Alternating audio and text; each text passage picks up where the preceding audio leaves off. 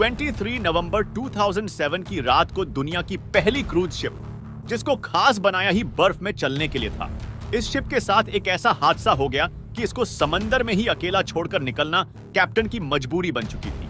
Titanic के बाद सिर्फ यही शिप थी जिस पर लोगों को सबसे ज्यादा यकीन था। इसी शिप का नाम था एमवी एक्सप्लोरर। अंटार्कटिका में कई शिप्स को रेस्क्यू करने का रिकॉर्ड भी इसी शिप में बनाया था। क्योंकि वहां पर समुद्र बर्फ से भरा होता था, इसलिए किसी नॉर्मल शिप का वहां पर जाना मौत को दावत देने जैसा ही था।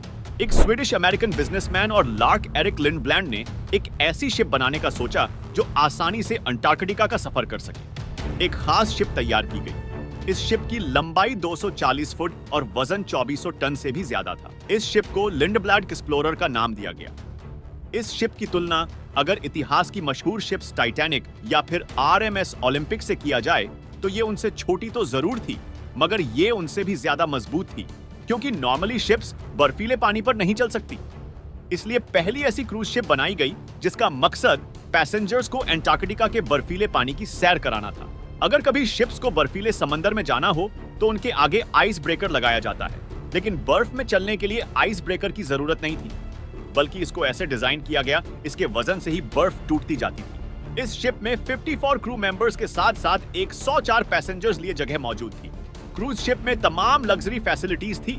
इसे खास तौर पर अंटार्कटिका के सफर के लिए बनाया गया था और बर्फ से सुरक्षित रखने के लिए इसके हल को डबल लेयर में बनाया गया था। ये शिप पूरी दुनिया में फेमस हो गई थी। इस शिप का नाम तो लिंडब्लैड एक्सप्लोरर रखा गया था, लेकिन बाद में शिप के ऑनर्स भी बदलते रहे और 2004 में आखिरी बार इसको Toronto best travel company gap adventurous ने खरीदा और फाइनली इसका नाम एमवी एक्सप्लोरर रख दिया गया था।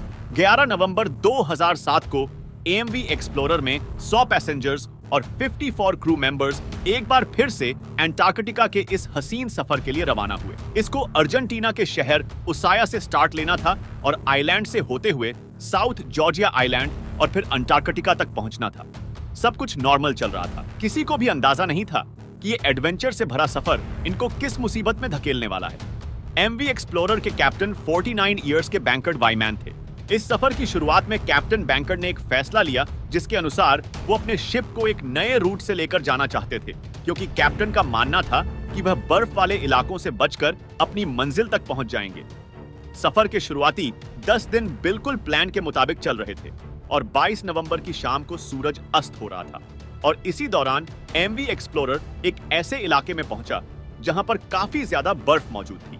कैप्टन ने अनाउंसमेंट की थी कि हम बर्फ वाले इलाके से गुजर रहे हैं, इसीलिए बर्फ के बार बार टकराने की वजह से शोर पैदा होगा। करीब 10 किलोमीटर पर आवर धीरे धीरे शिप पतली बर्फ की लेयर से निकलकर मोटी और पुरानी बर्फ की लेयर वाले इलाके की तरफ बढ़ रही थी, मगर कैप्टन को इस बात का कुछ खास पता नहीं चला।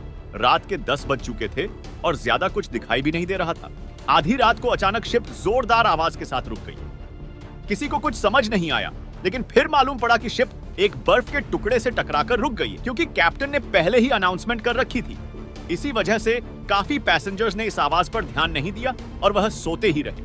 लेकिन कैप्टन और पैसेंजर्स ये नहीं जानते थे कि शिप के हल में एक छेद हो चुका है और पानी अब धीरे धीरे शिप के निचले हिस्से में इकट्ठा होना शुरू हो चुका है। क्योंकि पैसेंजर केबिन जहाज के निचले वाले हिस्से में थे, इसीलिए पानी सबसे पहले वही पहुंचा था। यह देखते हुए पैसेंजर्स में अचानक एक खौफ की लहर दौड़ गई।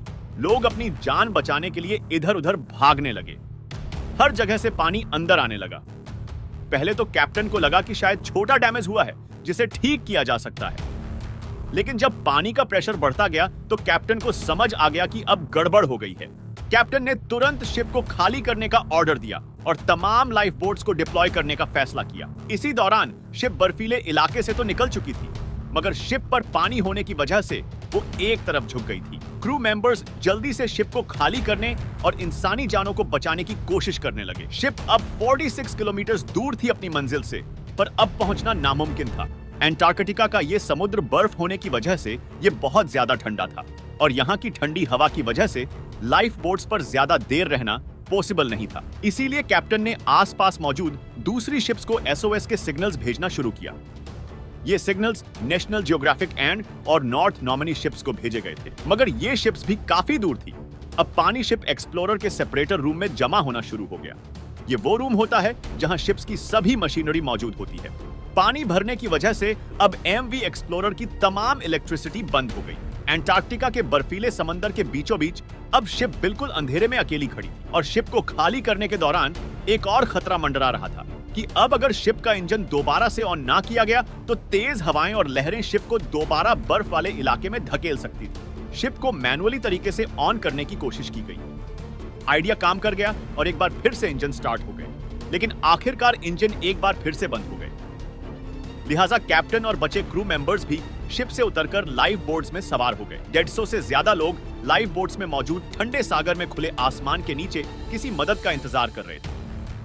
अगले 4 घंटों तक ये इंतजार जारी रहा और आखिरकार एक शिप इनको बचाने के लिए पहुंच गई।